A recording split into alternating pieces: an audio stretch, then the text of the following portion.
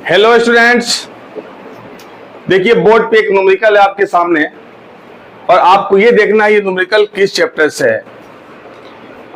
Metal disc of radius R rotates with an angular velocity omega about an axis perpendicular to its plane passing through its centre in a magnetic field B acting perpendicular to the plane of disk. Calculate the induced EMF between the ring and the axis of the disk. EMF find करना है, कोई body rotate कर रही है तो definitely एक तरह से मोशनल EMF का क्वेश्चन है, मतलब ये चैप्टर है इलेक्ट्रोमैग्नेटिक इंडक्शन। अब देखिए इस क्वेश्चन को हम कैसे करते हैं।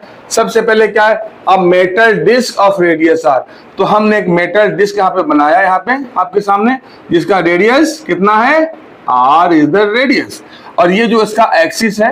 ओके, अब ये कह रहा है कि इसकी जो रेडियस है, मैं लिख दूं यहाँ पे, रेडियस कितना है, डिस्क का रेडियस है आर, तो रेडियस आर, इसकी जो एंगुलर वेलोसिटी है जिससे घूम रही है, एंगुलर वेलोसिटी ओमेगा है, एंगुलर वेलोसिटी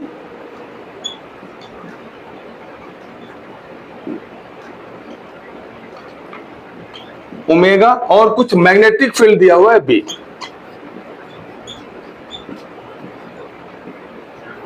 फील्ड जो यहां पे है बी, तो फाइनली फाइंड आउट करना है, ईएमएफ फाइंड आउट करना है कि ये जो एक्सिस है, ये रिंग है, इन दोनों के बीच ईएमएफ ई प्रोड्यूस हो रहा है, इसी ईएमएफ को हमें फाइंड आउट करना है। This is the E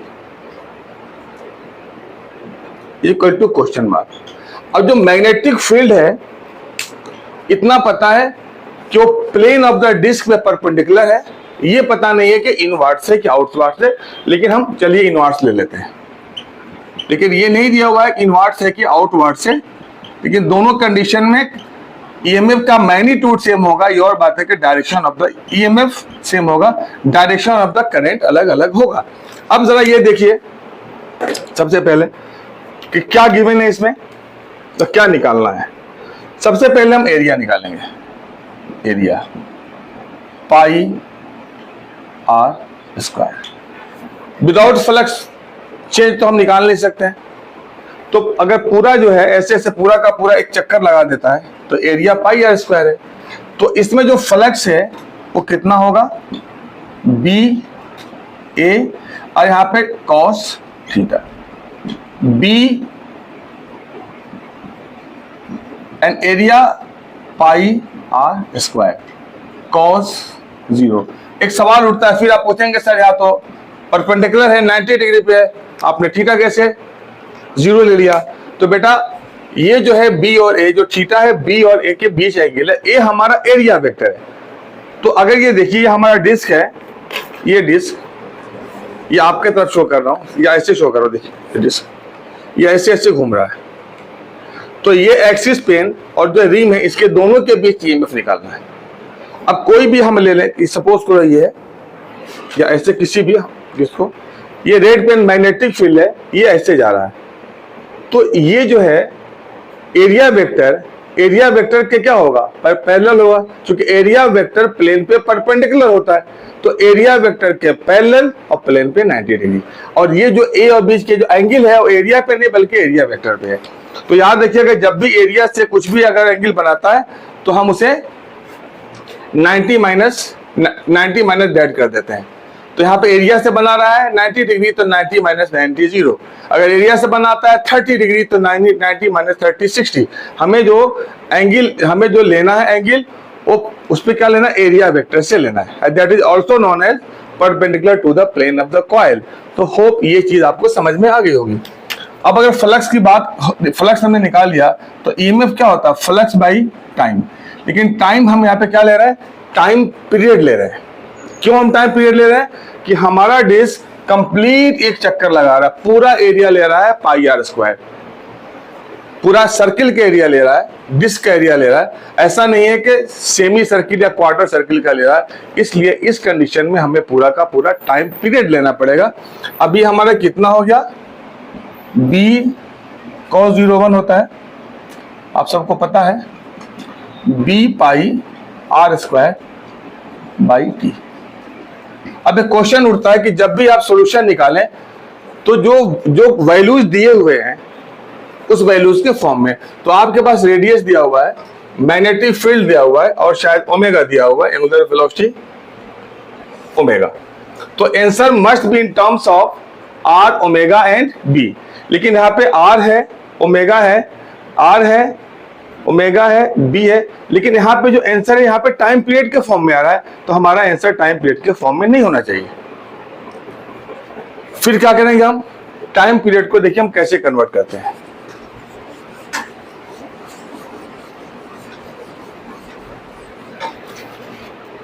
omega का फॉर्मूला होता है थीटा बाई टी। तो यहाँ पे ओमेगा कितना हो जाएगा, टोटल एंगल कितना है 2 पाई, एक चक्कर लगाता है तो एंगल कितना हो जाएगा 2 पाई, और जब एक चक्कर लगाता है तो टाइम बिकम टाइम पीरियड। तो ओमेगा कितना हो गया 2 पाई इंटू 1/t। अब यहाँ पे अगर हम यहाँ पे ओमेगा कर दें, ये 2 पाई नीचे आ जाए तो क्या हो जाएगा 1/t। तो this is here omega 2 pi by T, 1/t को सेपरेट कीजिए, that is omega upon 2 pi. अब इस क्वेश्चन को लेते हैं यहाँ पे epsilon is equal to B pi R square into 1/t। अब यहाँ पे देखिए E B pi R square 1/t पूरा किसके बराबर है, ओमेगा अपॉन 2 पाई। तो कितना हो गया ओमेगा अपॉन 2 पाई। ये पाई से हमने पाई कैंसिल कर दिया, तो फाइनली ईएमएफ कितना आ गया 1/2 बी ओमेगा आर स्क्वायर। ये हमारा ईएमएफ कितना जनरेट हुआ। Next question same on the electromagnetic induction. देखिए इस क्वेश्चन को करते हैं, यहाँ पे एक डायग्राम भी है। अब हमें क्या करना है, क्या निकालना है, देखिए ये एक वायर है, यहाँ पे रेजिस्टेंस है, मान लो रेजिस्टेंस आर है, हमने मान लिया, और इसको एक पी क्यू जो है ये मूव कर सकता है, इसको हम स्लाइड कर सकते हैं। मोशनल ईएमएफ का है, मैग्नेटिक फील्ड सेम ऐसे ही परपेंडिकुलर है। अगर प्लेन ऑफ द कॉइल में होगा तो मैग्नेटिक फील्ड चेंज नहीं होगा, तो जनरली या तो मैग्नेटिक फील्ड ऐसे होगा, इनवर्ट्स होगा, या आउट होगा, या एंगल पे होगा। तो generally magnetic field inverts, outwards, angle, अगर ऐसे होगा तो ईएमएफ 0 हो जाएगा, निकल ही नहीं सकता। अब यहाँ पे 0, ये जो पी क्यू है इसका एल मान लीजिए 0.5 मीटर, ठीक है। फ्लक्स डेंसिटी देखिए बहुत अच्छा नाम आ गया, देखो यहाँ पे फ्लक्स डेंसिटी, चौंकना नहीं, मैग्नेटिक फील्ड इंटेंसिटी या मैग्नेटिक फील्ड इंडक्शन या मैग्नेटिक फील्ड स्ट्रेंथ को हम फ्लक्स डेंसिटी भी कहते हैं। अगर कुछ नाम नहीं आए तो टेस्ला से समझ गया, नाम कुछ भी होगा यूनिट सेम है, इसका मतलब फिजिकल क्वांटिटी आप समझ जाइए। तो टेस्ला दिया हुआ है तो मैग्नेटिक फील्ड हो गया 0.15। रेजिस्टेंस 3 ओम दिया है, 3 ओम यहाँ पे। वेलोसिटी 2 मीटर पर सेकेंड। सीधे कह रहा है ये F equal to question mark, इसको इधर ले जाने के लिए कितना फोर्स लगाना पड़ेगा। अब जरा देखिए F का फॉर्मूला होता है BIL sine theta, sine theta. अब यहां पे B हमारे पास है, लेकिन हमारे पास I नहीं है।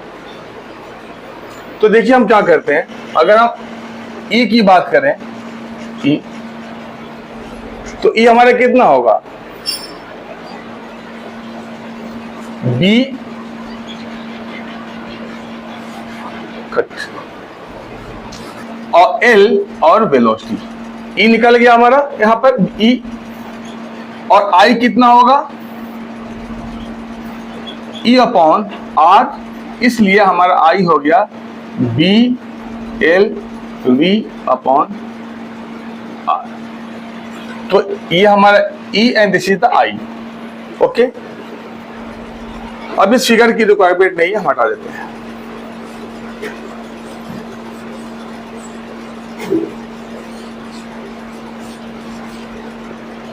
ठीक है। अब जो यहाँ पे I की अब बात करते F की, तो F कितना है BILV, तो थीटा यहाँ पे 90 डिग्री है। BIL, तो B लिखिए यहाँ पे, और I कितना है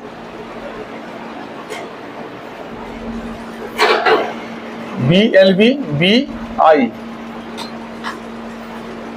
BLV अपॉन R। अब जब इसे मल्टीप्लाई करेंगे, देखिए यहाँ पर BIL और हमारा एक छूट गया L, और sin 90 हमारा 1 के बराबर है। तो फाइनली हमने जो यहाँ पे जो इस फॉर्मूले में हमें F निकालने के लिए B डाला है पे, तो ये B हो गया, और यहाँ पे I डाला तो BLV अपॉन R हमारा I हो गया, और ऑलरेडी यहाँ पे L है हमारा L है, और यहाँ पे sin 90 1 हो गया। तो फाइनली फोर्स कितना हो गया B